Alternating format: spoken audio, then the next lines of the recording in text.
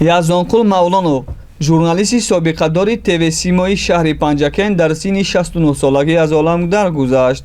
ӯ чанд соли охир аз бемории саратон ранҷ мебурд. Тавре ки аз ТВ-симои шаҳри Панҷакен ба прессатиҷӣ хабар доданд, Яздонқул Мавлонов солҳои зиёд дар ин телевизион фаъолияти пурсамар дошт.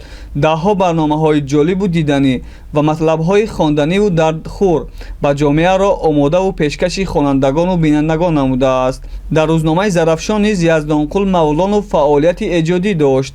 Ҳамчунин ӯро дар Панҷакен мардум ҳамчун маҳфилорои хушсӯҳбат мешинохтанд. ҷаноза имрӯз 20 октябр соати 11 дар қабристони Сари Камар баргузор мегардад. аҳли эҷоди ҳафтаномаи Тоҷикистон ва сомонаи прессатиҷӣ аз даргузашти ҳамкасби худ андӯҳгин буда ба пайвандону наздикони маҳрум сабри ҷамил мехоҳанд.